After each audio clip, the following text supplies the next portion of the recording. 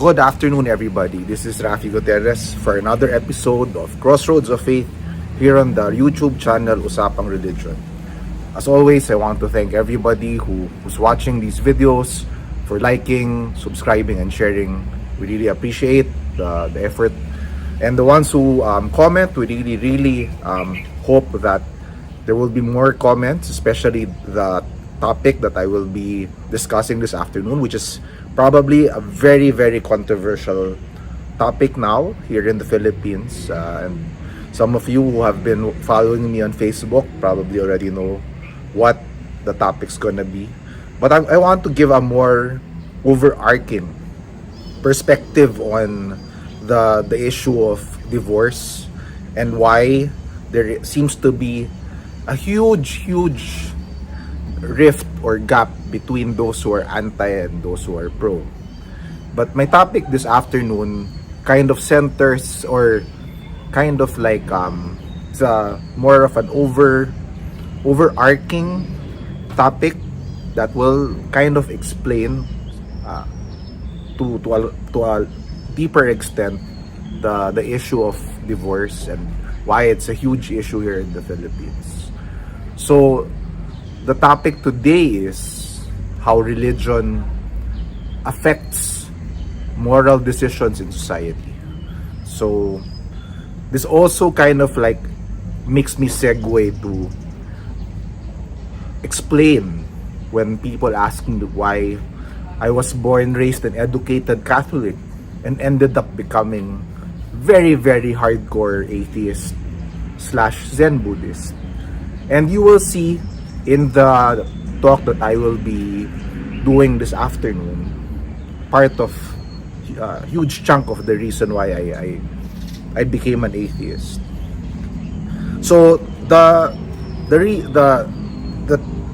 ongoing issue now on social media, if you have been following what's going on in the Philippines, and if you're Filipino, of course you already know the topic. So the divorce, there is no divorce in the Philippines. So that the first thing that those who are not from the Philippines should know, the Philippines and Rome are the only two countries in the world that does not have divorce or does not recognize divorce. So those couples, married couples that have that separate and that goes separate ways in their marriage only have one recourse. They can, or actually two. There is legal separation and annulment from the church. However, legal annulment will not allow you to, legal separation will not allow you to remarry.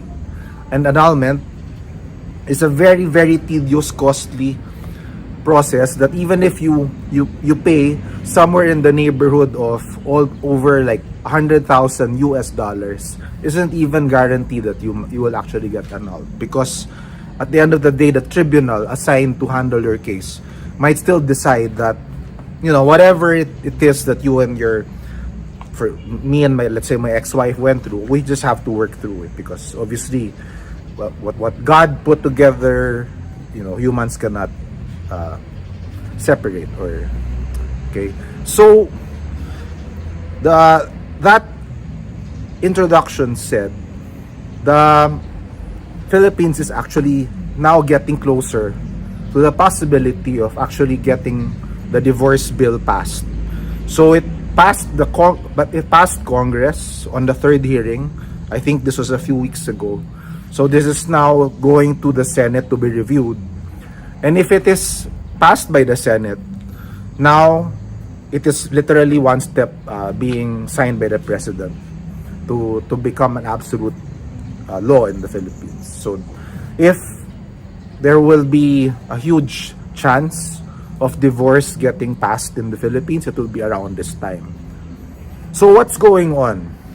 And the reason, and that the kind of overarching topic I was mentioning during the introduction of this video is basically that the sentiments of those who are not in favor of getting the divorce law passed stems from their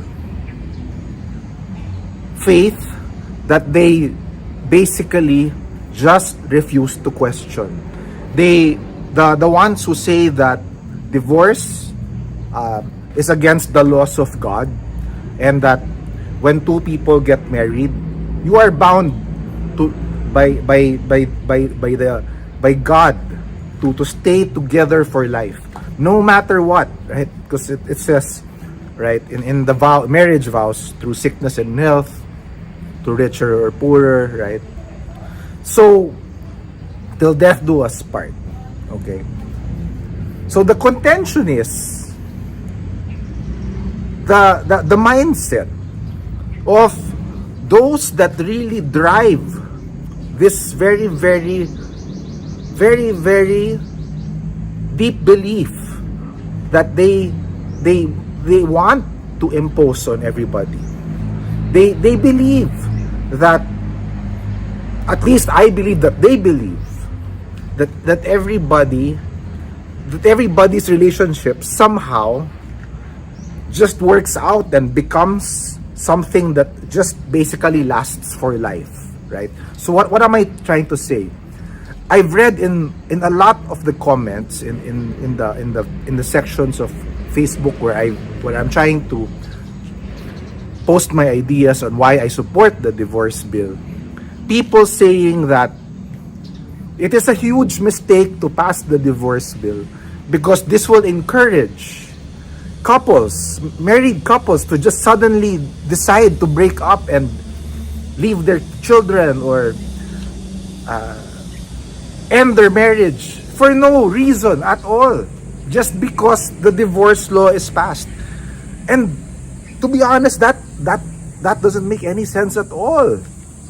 It seems to me like the people who are very anti-divorce somehow think that once this divorce law is passed in the Philippines, married couples will suddenly jump the gun and get the divorce or get divorced. And when I know it doesn't make sense, to me it doesn't make sense. If you are happily married, if you and your wife, your husband and you're in a great relationship, why will you separate? Why will you even think of divorce, right? But no, there are comments that say even if it reaches the point where the man is womanizing and comes home drunk and beats the wife has to endure it, because this particular person who commented that said that is what you vowed, to stick it with your husband, even if it's that extreme. You have to honor what you told God. And when you read these comments, you see how, I'm sorry to use the word, but it's just really religious, spiritual brainwashing at its finest. What else can it be? If you do not want to question the most fundamental things about the nature of relationships, like, is your husband beating you? And yes, he's beating me. How often? Every day he's beating me. Okay, so leave him. No, God said to stick it out. Okay, well, if you want to stick it out, that's really your prerogative. But I think a lot more people, a lot more women who are in an abusive relationship want to get out of that kind of relationship. Maybe want to start again. Okay? A lot of anti-divorce also cite statistics that if those who divorce and remarry have a higher chance of getting married again. We don't know what the future will bring. Who are we to judge what happens in a second or even third or fourth marriage? That is up to the person who is going through that. The divorce bill is not imposed on it doesn't mean that when it's passed that you have to divorce your husband or your wife. You have to decide to do it. It's not like, oh, the divorce bill is there, come on, let's do it, right? Okay, it's not like, that suddenly there's ice cream from heaven and then, here, have some ice cream. And all of you suddenly just eat ice cream. I know it's the stupidest metaphor, but sorry, just really, really like stupid dumb, right? That people think once divorce is there in the Philippines, automatically every single married couple will jump to it. Or every person who is single who will get married will now think of getting divorced when they get married. Sorry. But I think the root of that is religious brainwashing. Okay? So, that is one of the reasons that why I decided to become an atheist. Because really, look at how destructive religious brainwashing can do. People have even intelligent people have totally lost their rationale to have common sense, practical thinking, about relationships, about everyday things, right? So when we look at the totality of what will be the impact of the divorce bill being passed here in the Philippines, those who are pro-divorce, like myself, I consider myself both a stakeholder and advocate, according to the Philippines Coalition of Divorce organization, that passing the divorce will give those people who are in relationships that fell apart, that ended, a second chance in life. And is that really so hard to ask? So hard to ask for? Is wanting to be given a second chance in another relationship something that goes against the very nature of God? If I were still a believer, if I still actually believed in the Abrahamic God, let's just say, for the sake of the discussion, if I were still deeply Catholic, maybe a part of me would be anti-divorce because I am still Catholic.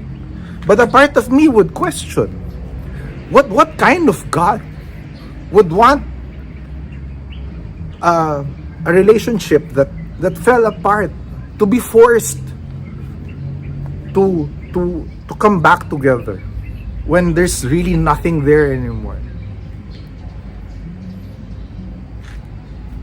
Or worse, if it's become too toxic, so children see their parents beating up each other, screaming at each other,